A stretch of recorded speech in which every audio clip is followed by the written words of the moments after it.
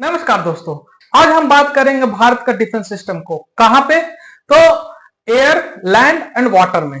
तो लेकिन हम जो है मेनली जो है जिस पे चर्चा करना चाह रहे हैं वो है वाटर से रिलेटेड, मतलब ब्लू वाटर पे जिसका नेवी जो है कौन सबसे ताकतवर नेवी होगा ब्लू वाटर पे, उसका बात करेंगे। और भारत जो है अभी हाल ही में जो है डिफेंस मिनिस्टर जो है राजनाथ सिंह, उन्होंने कहा है कि भारत बहुत जल्द जो है 6 एयरक्राफ्ट कैरियर बनाएगा। ये एयरक्राफ्ट कैरियर क्या होता है इसके बारे में जानेंगे, फिर चाइना के बारे में जानेंगे, उसका एयरक्राफ्ट के बारे में जानेंगे, फिर अमेरिका के एयरक्राफ्ट के बारे में जानेंगे, और कैसे जो है ये ब्लू वाटर नेवी जो है कितना ज्यादा महत्वपूर्ण रखता है एक किसी देश के लिए, वो भी हम जानेंगे। तो बहुत आसान सा भाषा में आसान सा तरीके से जानेंगे। चलिए बात करते हैं। तो क्या हुआ कि भारत जो है अनाउंसमेंट किया, यहाँ का डिफेंस मिनिस्टर जो राजनाथ सिंह हैं, अभी हालांकि इलेक्शन चल रहा है, इलेक्शन में बहुत ज्यादा लोग बिजी हैं, बहुत ज्यादा मिनिस्टर सारे बिजी हैं। इसमें जो है ये एक बात निकल के आया, ये एक अनाउंसमेंट निकल के आया कि हम जो है भारत जो है बहुत जल्द जो है 6 एयरक्राफ्ट कैरियर बनाएगा। 6 एयरक्राफ्ट कैरियर क्यों बनाना चाहता है भारत? तो देखिए, ब्लू वाटर नेवी जो इसको बोलता है ट्रू ब्लू वाटर नेवी, मतलब कि ब्लू वाटर में जो भी ताकतवर हुआ, जो भी ब्लू वाटर पे जो अधिकार किया, उस देश का जो है पूरा वर्चस्व होता है। जैसे कि अमेरिका अमेरिका जिससे है पूरे ब्लू वाटर पे जो है उसका जो है वर्चस्व रहता है। तो इसलिए जो है वो वर्ल्ड का सुपर पावर है, वर्ल्ड का जो है स्ट्रॉन्गेस्ट नेवी बोला जाता है। तो भारत भी जो है बोला है कि हम 6, हालांकि अभी भारत के पास कितने हैं? अभी भारत के पास 2 एयरक्राफ्ट कैरियर है। तो ये एयरक्राफ्ट कैरियर क्यों इतना ज्यादा इंपॉर्टेंट हो जाता है? तो चलिए जानते हैं हम। एयरक्राफ्ट जैसा कि बोट की तरह होता है, जैसे उसको बोलते हैं फ्लोटिंग आइलैंड, मतलब फ्लोट करता हुआ एक बहुत बड़ा विशाल सा जहाज जो है एक लैंड की तरह है, जिसमें ऐसा लगेगा कि पूरा जो है सिटी उसमें समा जाएगा, इतना बड़ा होता है।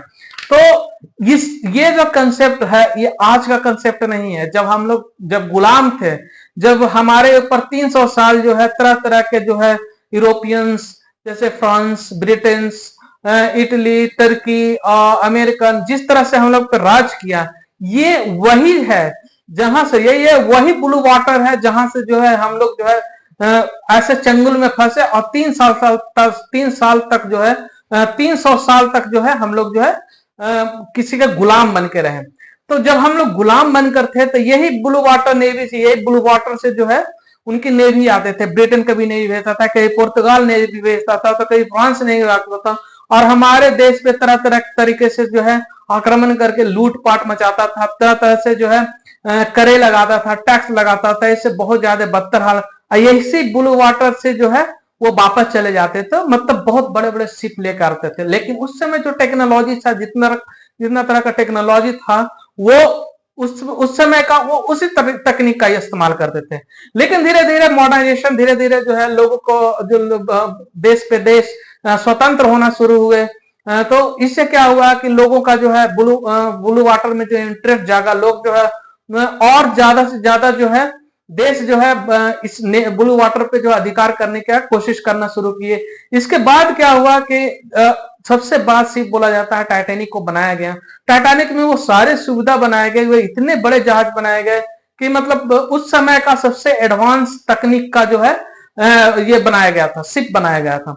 तो उसी के तर्ज पर जो है शिप का चलन हुआ, ये बड़े बड़े बोट का चलन हुआ। उसी का नाम जो है आज के डेट में जो है हम लोग जो है बहुत बड़े नाम देते हैं कि एयरक्राफ्ट कैरियर। मतलब कि उस समय जैसे तोप, वो गोले तोप होते थे, तो गोले तोप को रखने के लिए बड़े बड़े जहाज से लाते थे और आक्रमण करके किसी भी देश पे चले जाते थे। तो इसी तरह से जो है अभी का मॉडर्नाइजेशन में जो है एयरक्राफ्ट कैरियर का नाम दिया गया। एयरक्राफ्ट कैरियर क्यों?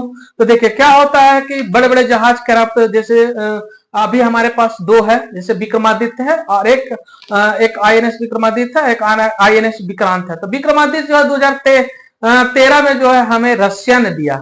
इसके अलावा जो है विक्रमादित्य हमारे कोचिन शिपयार्ड ने खुद ने बनाया है, लेकिन इसका डिस्प्लेसमेंट जो है ज्यादा नहीं है, 45,000 टन का डिस्प्लेसमेंट है, मतलब कि इतना वजन लेके चल सकता है। इसमें होता क्या है कि कोई भी कंट्री जो है अपना जो, जैसे कि आप मान लीजिए कि वो बाहर जा रही है, मान लीजिए कि वो पैसिफिक, इंडो पैसिफिक में वॉर हो रहा है, तो सब मेनली इसी के लिए बनाया गया कि इंडो पैसिफिक में कैसे हम लोग को मोर्चा संभालना है, किसी भी कंट्री को यदि सपोर्ट देना है या किसी कंट्री पे हमारा मतलब दोस्त पे यदि दोस्त फ्रेंड कंट्री पे अटैक होता है, तो उसको वहां ले जाके कैसे उसका जो इस्तेमाल करना है, इससे ये सबसे बाखूबी जो है रशिया जानता है और अमेरिका जानता है। रशिया ने जब भारत और पाकिस्तान के बीच में युद्ध हो रहा था, वार हो रहा था, भारत चाइना के बीच में वार हो रहा था, तो रशिया का युद्धपोत आके जो है रशिया ने जो है इसी तरह का बड़े कैरियर जो है वो भेजा करते थे भारत को सुरक्षा के लिए। तो इसी तरह में क्या है ना कि इसमें 3 तरह का सुरक्षा का जाता है। एक होता है ग्रीन वाटर नेवी होता है, एक ब्राउन होता है, एक होता है ब्लू वाटर नेवी। तो ग्रीन वाला में होता है कि जैसे मान लीजिए कि भारत है, जैसे मान लीजिए कि मालदीव है, श्रीलंका, पाकिस्तान है, तो अपने एरिया को जिस तरह से वो सुरक्षा दे सके, मतलब क्या कि बिना एयरक्राफ्ट कैरियर के जो अपना खुद का सेल्फ डिफेंस कर ले बाहर के दुश्मन से, और कर सकती है, ऐसा कोई बड़ी बात नहीं है, कर सकती है, कर सकता है, तो उस केस में जो है बोला जाता है कि ग्रीन वाटर का वो आता है। इसमें जो है अभी देखिए ब्राउन वाटर नेवी क्या होता है? ब्राउन वाटर नेवी होता है कि जिसका जो उससे ग्रीन से थोड़ा कम होता है, मतलब जो अपना सेल्फ डिफेंस नहीं कर सकता है, जैसे लैंड लॉक कंट्री जो है, लैंड लॉक कंट्री बहुत सारे छोटे छोटे देश हैं जो खुद का डिफेंस नहीं कर पाते हैं, वो उसमें कैटेगरी में था। अब ब्लू वाटर नेवी क्या होता है? तो ब्लू वाटर नेवी होता है ग्लोबल लेवल पे, जैसे कि अमेरिका है, जैसे कि भारत अब हो रहा है, जैसे कि चाइना हो रहा है। अभी जानते हैं यूएस के पास 11 को जो है एयरक्राफ्ट कैरियर है, उसके वजह से क्या होता है, जो ग्लोबल पे कहीं पे कुछ भी होता है वो इंटरफेयर करता है, चाहे पैसिफिक ओशन में हो, चाहे अटलांटिक ओशन में हो, चाहे इंडियन ओशन में हो, चाहे साउथ चाइना सी में हो, सभी जगह इसके जहाज पटाख से पहुंच जाते हैं, इनका एयरक्राफ्ट कैरियर पटाख से पहुंच जाता है। और एयरक्राफ्ट कैरियर जो होता है लैस होता है हेलीकॉप्टर से, क्राफ्ट मतलब वायुसेना से लैस होता है। मतलब क्या कि मतलब उस पे जो है कई कई जो हेलीकॉप्टर उतारा जा सकता है, कई कई एयर मतलब क्राफ्ट जो होता है, मतलब फाइटर जेट उतारा जाता है और वहां से उड़ाया जाता है। इसके अलावा उसमें परमाणु बम जैसे रखे जाते हैं, मतलब छोटे मोटे बम भी यूज किया जाता है, ताकि जो है वहां से जो है सीधे किसी भी कंट्री पे अटैक कर सकते हैं। तो इसका मतलब ये हुआ कि मान लीजिए कि अभी किसी को भारत को जो है इंडो पैसिफिक में ऑस्ट्रेलिया को मदद करना है, मान लीजिए कहीं से चाइना जो है ऑस्ट्रेलिया पे अटैक किया, तो इस केस में भारत अपना एयरक्राफ्ट कैरियर जो है ऑस्ट्रेलिया भेजेगा। ऑस्ट्रेलिया के आसपास मतलब भारत का पूरा सेना है, वायु सेना है, वहां पे उस पे जो है एयरक्राफ्ट मतलब उस पे जो है क्या बोलते हैं उसको, बम बरसाने वाले क्राफ्ट रहते हैं, जेट रहते हैं, हेलीकॉप्टर्स रहते हैं, और तरह तरह का वीपन्स लगे होते हैं, बड़े बड़े मिसाइल्स, ब्रह्मोस, त्रिशूल, आकाश जैसे बड़े बड़े मिसाइल लगे होते हैं। मतलब एक तरह का पूरा कंट्री होता है वो, जो कि एक छोटे से जगह है जिसको एयरक्राफ्ट बोलते हैं कैरियर, उसमें शिफ्ट रहता है, और वो अचानक से जो है कहीं पे भी जो है जा सकता है, कहीं पे हमला कर सकता है, जो चाइना जो पाकिस्तान सॉरी अमेरिका जो हमेशा करता आ रहा है। तो इसी तर्ज पे जो है भारत ने भी जो है अपना ग्लोबल में अपना पैठ अपने आप को वर्चस्व को बढ़ाने के लिए जो है वो बोलता है 6 एयरक्राफ्ट कैरियर बनाएंगे। अभी क्या है, अमेरिका के पास 2 है, चाइना के पास 3 है, फिर इसके पास जापान के पास 2 है, और भारत के पास भी 2 है। तो अभी तीसरा जो है आईएनएस विशाल बोला जाता है कि इसको बनाने का प्रक्रिया शुरू होगा, और इसके लिए जो है फंडिंग 50,000 करोड़ का बोलता है बात चल रहा है। इसके अलावा 5 to 6 कैरियर और बनाएंगे, जिसमें 1.5 से 2 लाख करोड़ का खर्च का अनुमान लगाया, और इसका डिस्प्लेसमेंट कैपेसिटी होगा 65,000 टन। तो इससे क्या होगा कि भारत एक मजबूत नेवी हो जाएगा, भारत एक मजबूत नेवी हो जाएगा, कहीं भी जो है चाहे वो अटलांटिक ओशियन हो, चाहे पैसिफिक ओशियन हो, चाहे साउथ चाइना सी हो, जहां मन करेगा वहां पर जाके, जैसे अभी फिलहाल में हम लोग जानते हैं कि फिलीपींस में के आसपास, ताइवान के आसपास है भारत का 2 एयरक्राफ्ट कैरियर वहां मौजूद है, और उस कैरियर में जो है परमाणु बम से लेकर हर तरह का लैस है वो।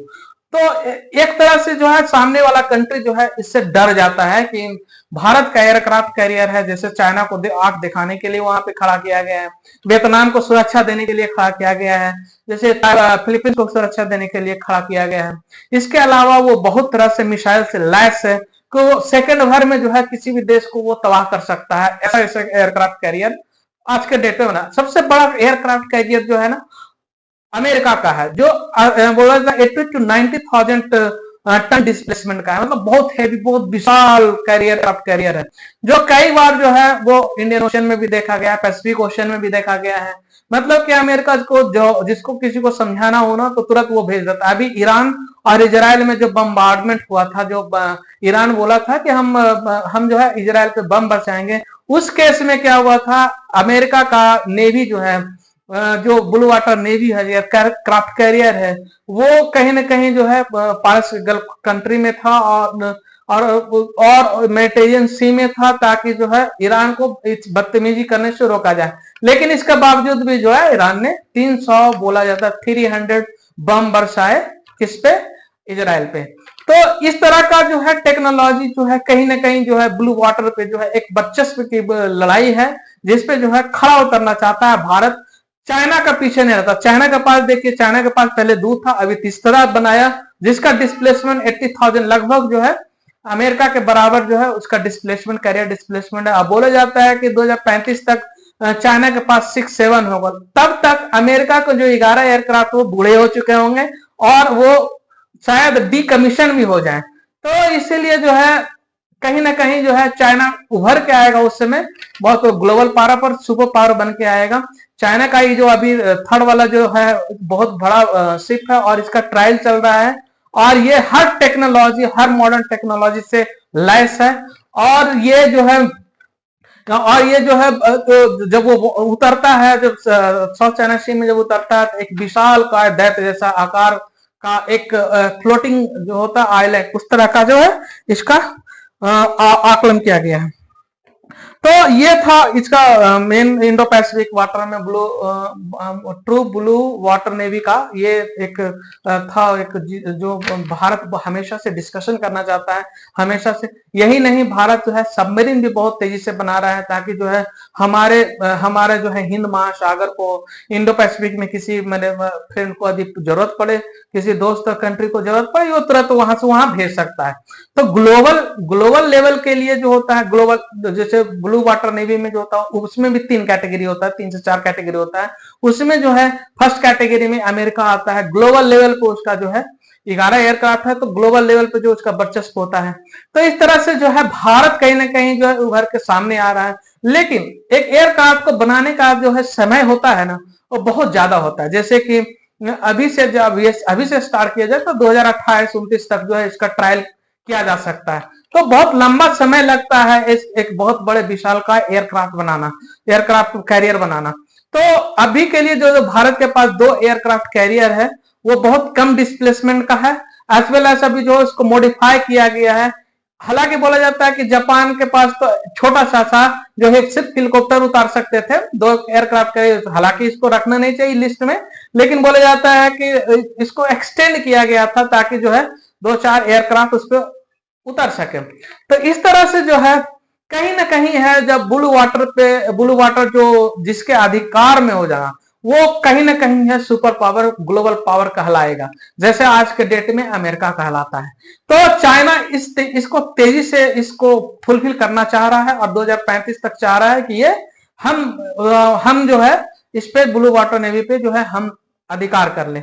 लेकिन इसके साथ एक और चैलेंज चाइना को आ रहा है, भारत भी बहुत तेजी से 5 से 6 एयरक्राफ्ट कैरियर का जो है अभी से जो अनाउंसमेंट हो गया है, और इसका कहीं ना कहीं डिस्प्लेसमेंट 65,000 के टन के आसपास रहेगा, लेकिन हाईली मॉडर्नाइज रहेगा और कहीं ऊपर रहेगा चाइना से टेक्नोलॉजी में।